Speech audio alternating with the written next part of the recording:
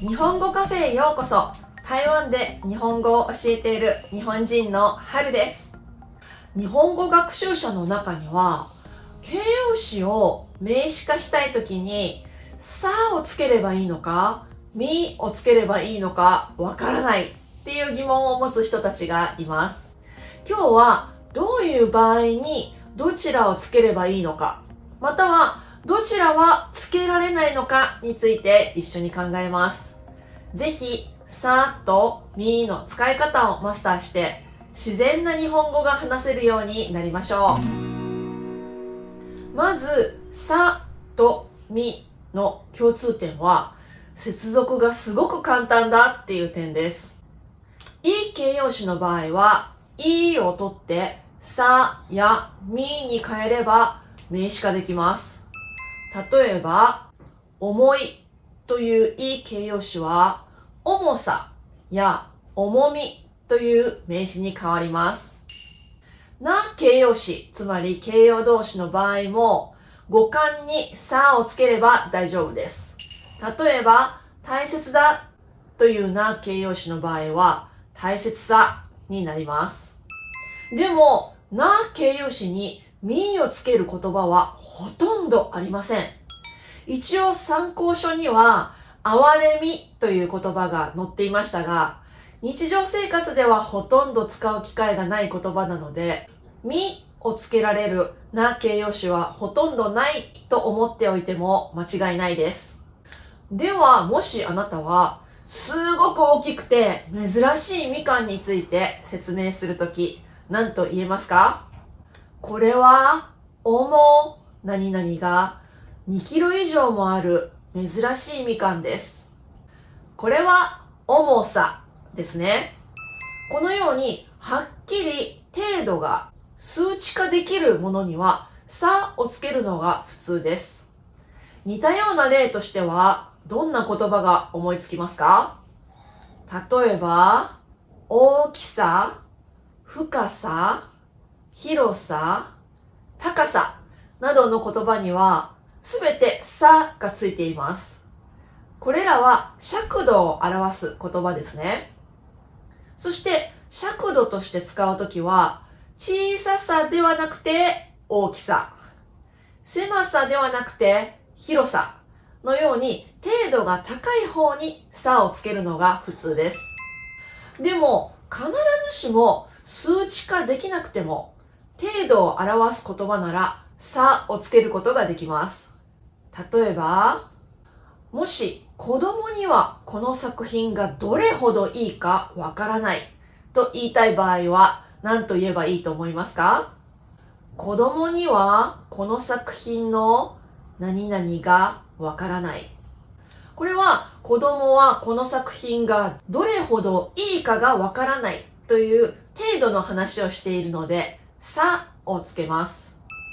ただこの場合はいさではなくてよさと読むことを覚えておいてくださいね。この良さの部分を例えば素晴らしさとか凄さなどに変えても大体同じ意味になりますね。では、あなたが尊敬する先生の言葉を褒める場合はどうでしょうか？さすが、先生のお言葉には何々がありますね。これは数値化された尺度のことを言っているのではなくて、あるものの性質を主観的に表すときですので、みをつけて名詞化することが多いんです。言葉に重みがある以外には、例えば、色に深みがあるなどの文でこのみをよく使います。このようにさもみもつけられる形容詞もいくつかあります。このみは感覚や感情を表すときにもよく使われます。例えば、まだ痛みが残っているとか、あの時の苦しみと悲しみは一生忘れられないなどということができます。これらは痛さや苦しさや悲しさに変えても文法的には正しいですが、みを使った方がより抽象的で個人的な感覚であることが伝わります。また、味覚もみになることが多いです。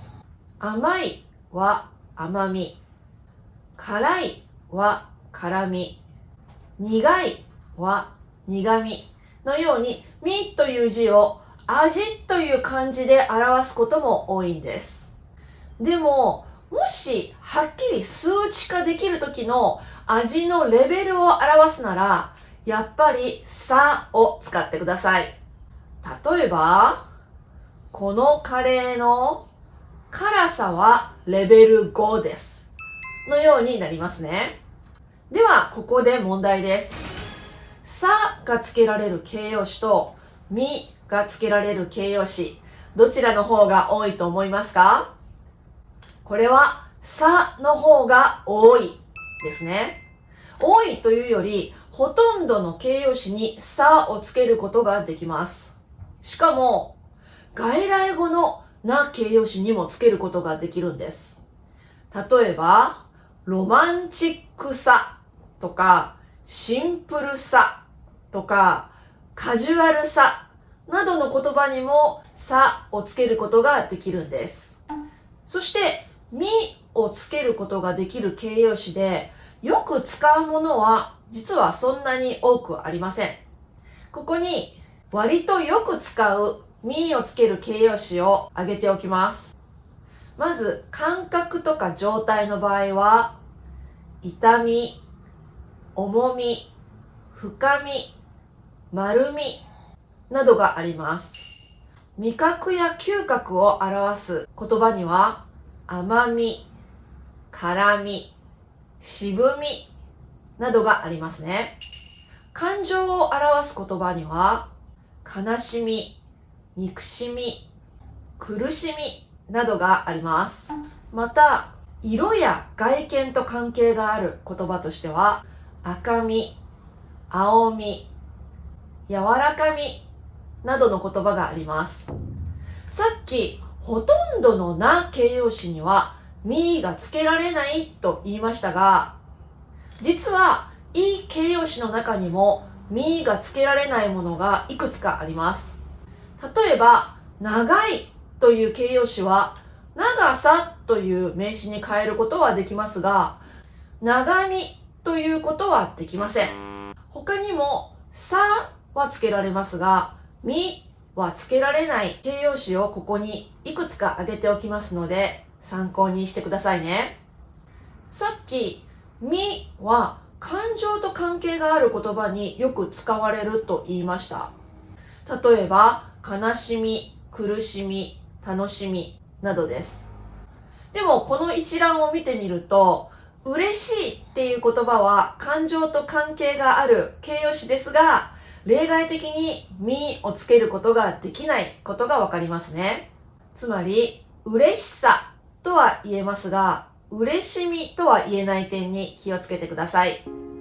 では最後に復習してみましょう。このミルクティーは甘何々のレベルを選ぶことができます。これは確かに味覚と関係があるので、みかなと思ってしまうかもしれませんが、これは甘い味の程度のことを言っているので、甘さの方がいいですね。